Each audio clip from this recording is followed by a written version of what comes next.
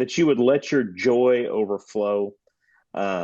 We started this about 6 years ago after we worked with a capital consultant for a building project. And he just said, listen, if you're not doing a year-end campaign, you really ought to. There's a reason everybody from, Sarah McLaughlin and the dogs to your public library are asking people for money at year end. It's because people are looking to give at year end. I think some church statistics, somewhere in the zone of 17% of giving actually happens in the month of December. And so actually asking intentionally and having something unique and specific people can give to is a great benefit. So we tried it and we didn't know what to expect. And we received 10%, an offering equivalent to 10% of our annual fund giving.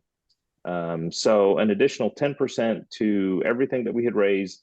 And we sort of collectively realized that, in fact, we would not have seen this had we not asked. And so that's what we did. We started doing it about 5-6 years ago. And then last year, I actually had a family come up to me around September, October, and they said, hey, what are we going to do this year with our year-end giving? Like they were looking forward to it. They were excited about it. And we would always do two things. We would do a church project and a compassion project.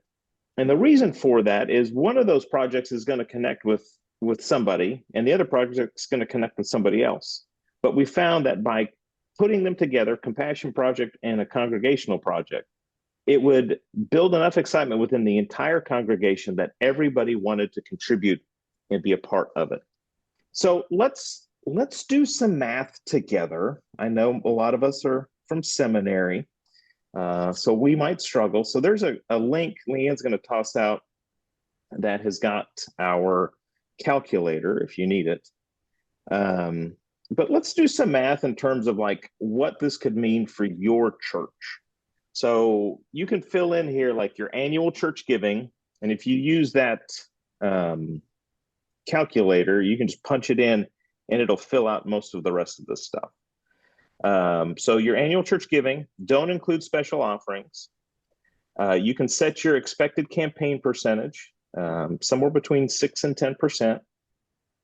And then you'll see that kind of build out some money for your church. So we'll just walk through this example. Let's say your church's budget is $500,000 a year, and you're going to expect a 9% campaign and get you $45,000. Churches keep about 2/3 of the overflow offering for a congregational project.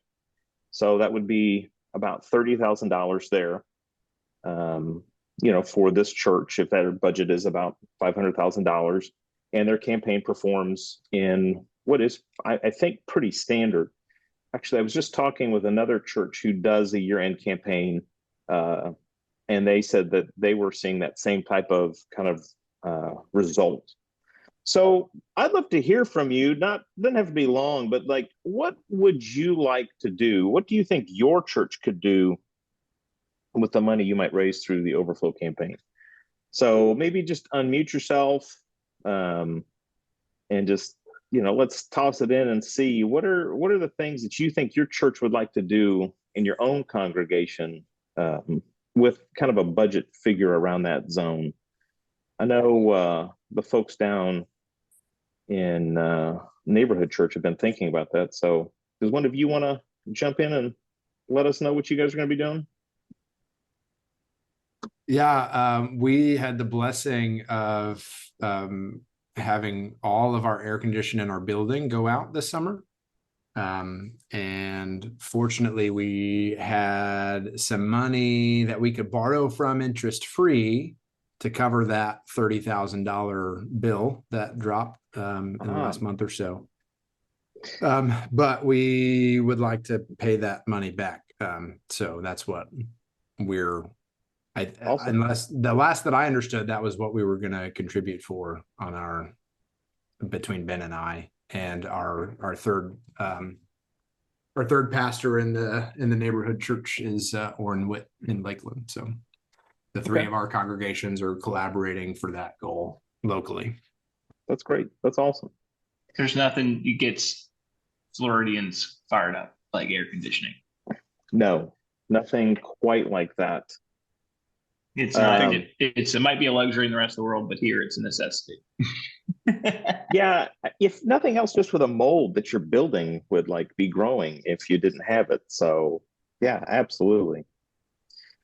I Let's think air see. conditioning is a universal need, whether you're in Florida, Kentucky, anywhere in between. I'm sure it seems like everybody's got air conditioning issues. Yeah, is that what Bowling Green would like to do with the offering, Todd? I think I remember somebody saying that. We've got some air conditioning opportunity as well. Yeah. And I think we could, in the meantime, everybody just talk a little bit more about hell and why we're glad to not be going there with no air conditioning. I made that joke that the reason why the Bible Belt is more religious is because we have an easier time imagining what hell is like than everybody else. We're like, oh, summer plus? No thanks. Let me get right with Jesus. Absolutely. Let's see. Gary, Oscar, Felicia, Dan, any of you got thoughts on what you might like to do with this type of campaign in your own congregation?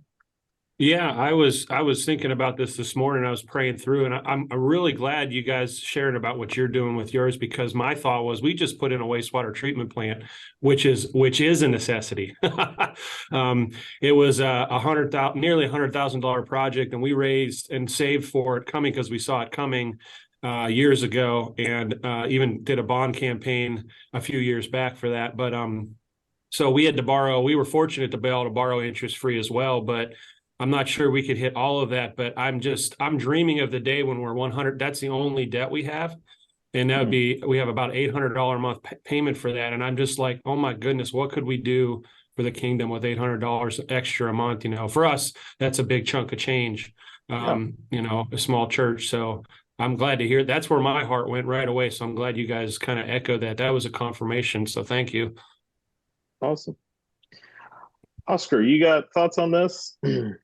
Yeah, when I a year and a half ago, when I took the pastoral role in Norwalk, the church had gone through some issues in the past where they had to borrow close to $1 million. Wow. Wow. Right now we're almost out, and we're almost debt free in comparison to where we were before. So we still got to pay back about $100,000, and so it's about $4,000 a month that we're making on payments. If we were to do a campaign, it will be to pay that $100,000 that we still owe, and that will free $4,000 for ministry to hire part-time staff or to put it into outreach so we can do ministry to the community even more than where we are right now. That's awesome. Thanks, Oscar. Yeah. Felicia, Dan, any thoughts from you guys on what you might want to do within your own congregations? I know you're kind of newer to this, so. I can chime in. Yeah, so we're probably not going to do any campaign because that's just not our culture. But our culture is more built around what we call Fifth Sunday giving, which happens to be December.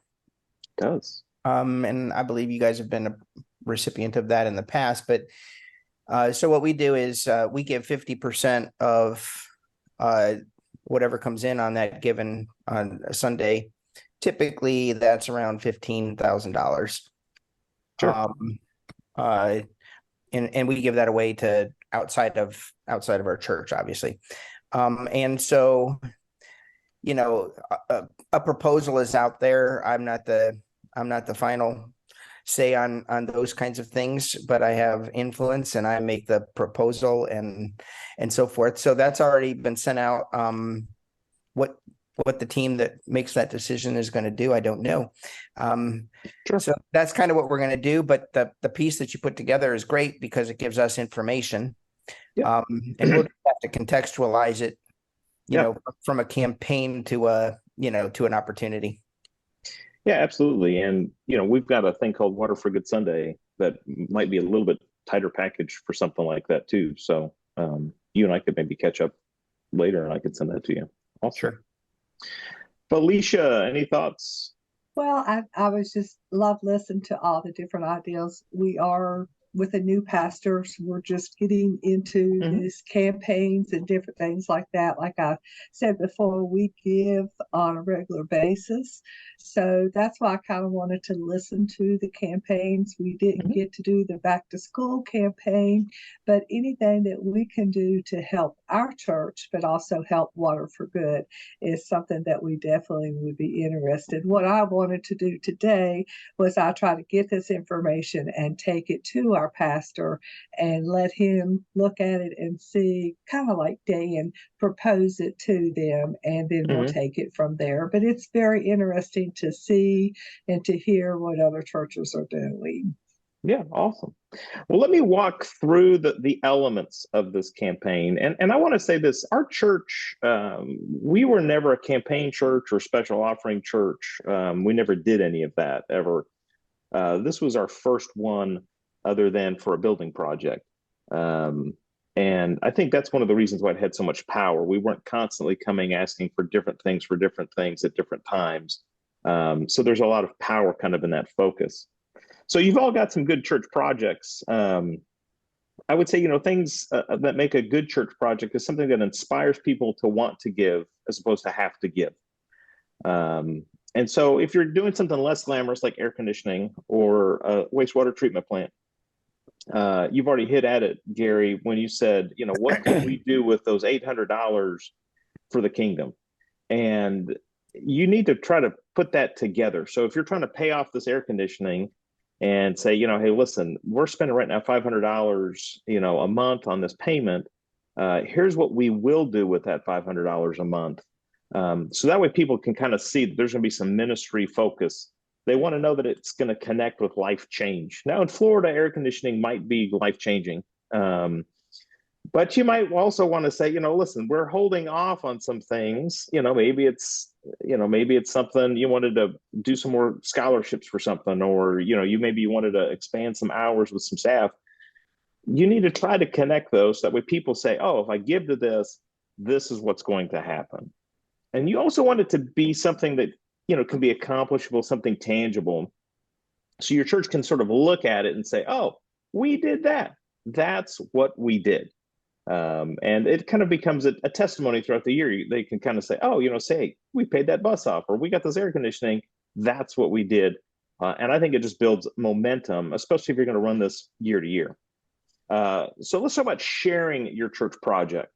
You're going to want to share the pain if you don't accomplish it. And so, I've got an illustration here of maybe your church wants to get a bus. We can't take all our kids to camp. We have to spend more money because we have to rent multiple vans at peak rental season. We have to rely on volunteers who are terrible drivers during the holiday season to transport homeless people to our outreach. Start thinking of all the things that really kind of are inconvenient or painful if you've not accomplished this goal yet. You want to then show the plan. How are we going to accomplish it? Well, we could buy ourselves a used shuttle bus for less than the price of renting vans over 3 years. And if everyone did their part, we'd all be able to make a little dent in this purchase or buy it outright. Show that it's accomplishable, easy steps.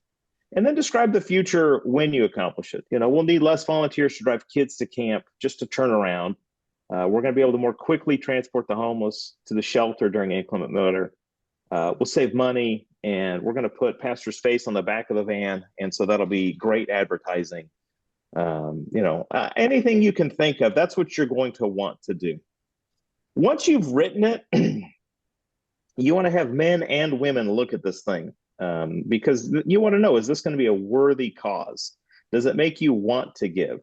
And if your church is, heavy with a lot of guys in there, you got to realize women are going to be writing half the checks too. And they're probably also going to be poking their husbands saying, hey, we ought to get in on board with this thing. So you want to make sure that this, has been exposed to several people and they're giving you some feedback. All right, so let's come back to this math here. So you do 2/3 to your church project. Ideally, something like a third is maybe going to come to clean water. And because you want this to be an inspiring project, you're not going to say, well, we're just going to give $15,000 to water. we're encouraging you to divide that number by 5 and share with them that, in fact, what this does is it's going to bring you water for 3,000 people. That's what we're going to do. Because, again, you want it to inspire, you want it to be connected with life change, you want it to be tangible. And we'll help you communicate the worthiness of the Compassion Project. We've got great statistics and information about how deadly dirty water is. It's more deadly than violence and war in all of Africa. It's taken 1 in 5 kids' lives before their 5th birthday. I mean, these are things that connect with life change, that are inspiring people to want to give, and that do, in fact, accomplish something that's very tangible. I've got a video I want to share with you here that tells a little story of Water for Good here.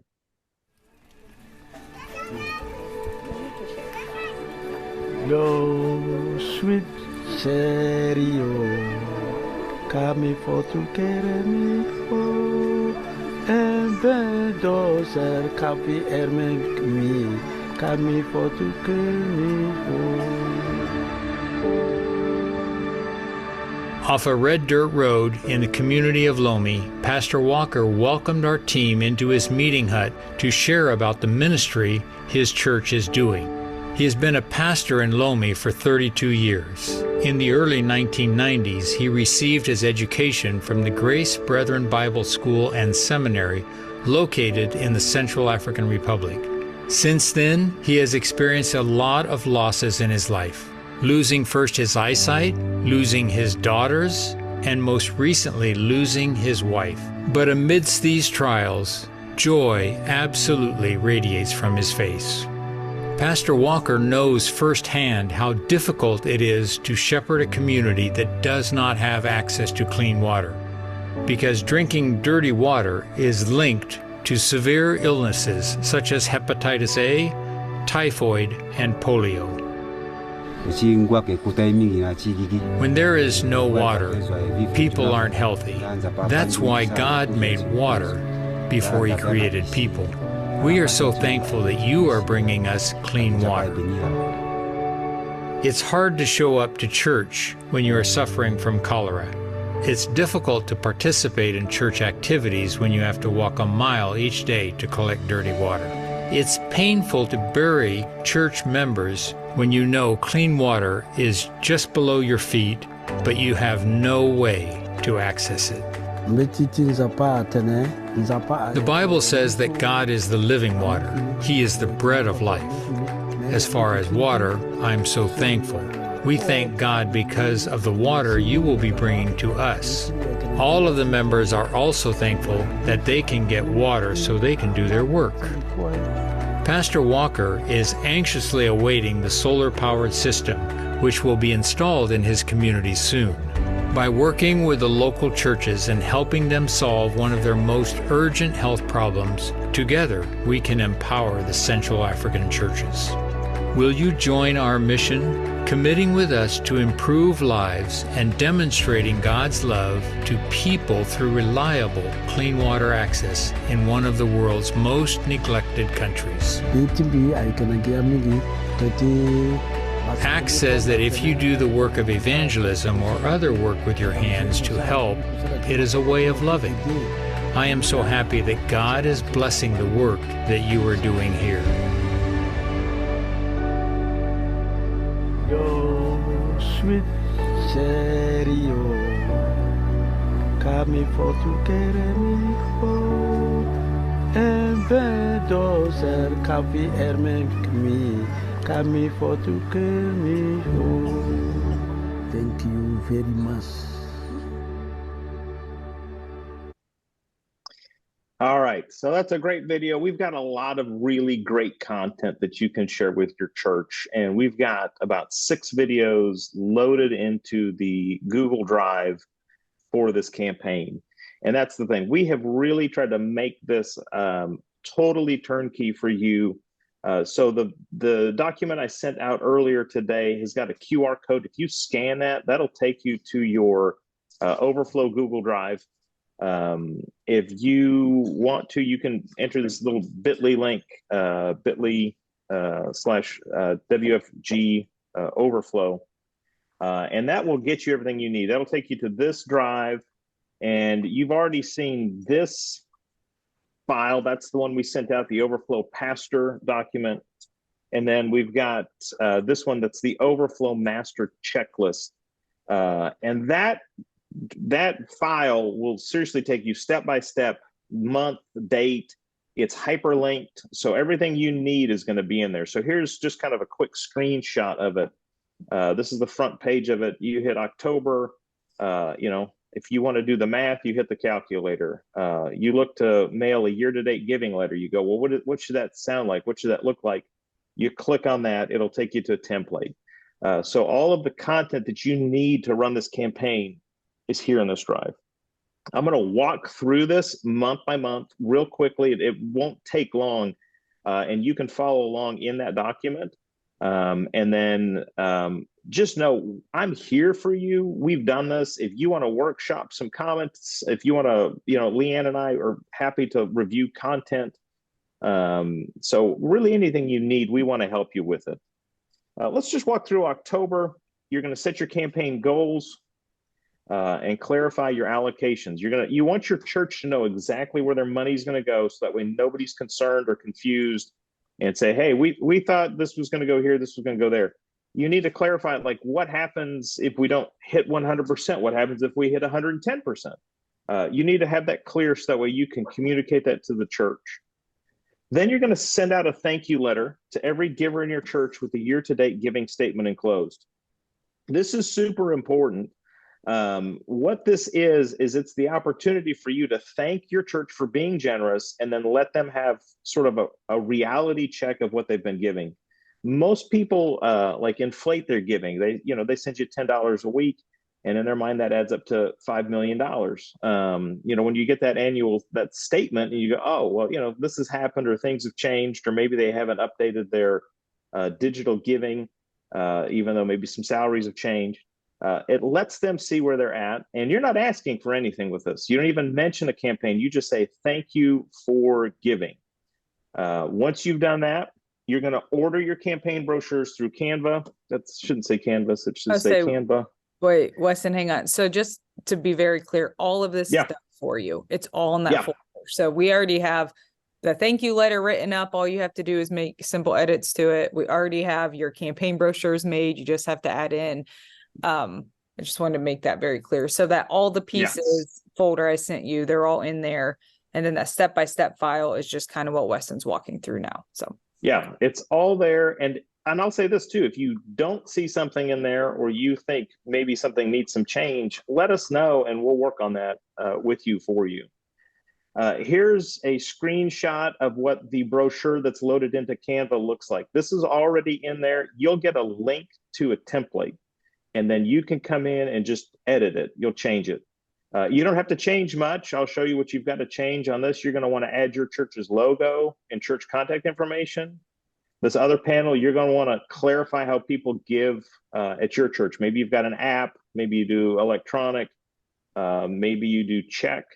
You should probably tell people you're happy to take stock mutual fund transfers. If your church hasn't taken stock or mutual fund transfers, it's not that hard. It will require a call to the bank and somebody, probably a trader, but it works really easy. And a lot of people will experience tax benefits for transferring stock and mutual fund as opposed to cash. So you'll want to let them know you're happy to take that. And then also on the brochure at the bottom, you're going to want to let them know, hey, here's where your gift is going and here's what it's going to do. The inside of the brochure is pretty well done for you as well. That center panel is really nothing's going to change. It just lets them know you're doing a collaborative campaign. The panel on the right is just information about Water for Good. So that's not going to change. The only panel you're going to have to change here is the church project. This is where you're going to let your church know what their money is going to do inside of that congregation. And again, this is a link. This content's already created. And so and then order those. You're going to want to order enough of those to mail one to everyone in your church and to give another one to everyone in attendance at a separate point in time. or put one on like every other seat in your auditorium, whatever you think's best. And then you'll want to have some at your information desk. I want to say this, and this is also in the slides or in the guide if you are following along. You're going to want to have these shipped to you. They'll give you the option to order them at FedEx, pick them up there at like the FedEx Kinko's office. They do not do a full bleed, so that doesn't look near as professional as having them shipped to you. And you want this to be a nice print piece. You want the church to look at it and to go, man, this is a nice piece. They don't normally send stuff like this. We need to pay attention because clearly this is important.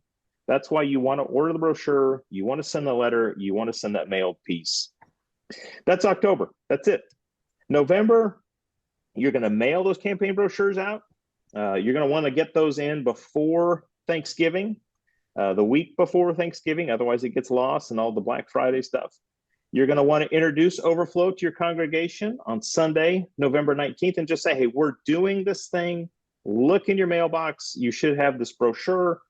It'll be there soon. And then the Sunday after Thanksgiving, you leave it alone. You don't say anything. It's just quiet.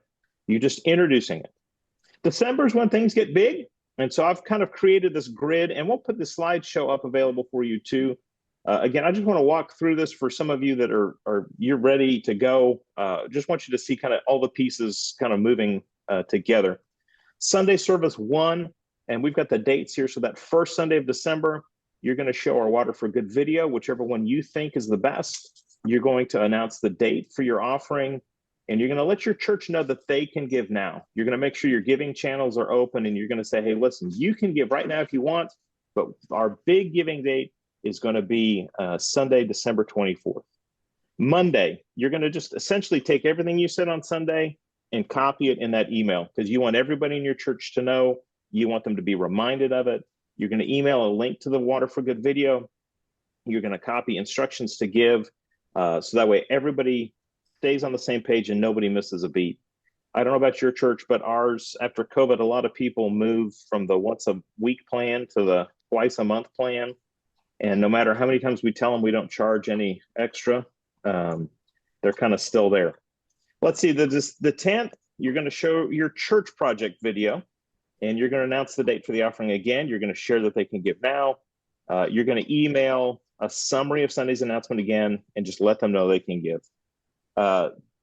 The 17th, pastor is going to share about this offering. Hopefully up to this point, pastor's not mentioned anything about this. This is other people in your church are saying, hey, we've got this. This is coming up. I'm excited about this. So we've got multiple people asking your congregation to be a part of this. It's building enthusiasm because they're going, oh, well, this person's excited about it. This person's excited about it. And now the pastor's going to share why they're excited about it.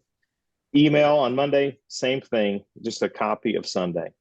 And then on Sunday, the 24th, you're going to put the brochures in the seat and you're going to host a giving moment. Some pastors like to start giving by saying, I hate talking about giving. I hate asking for money.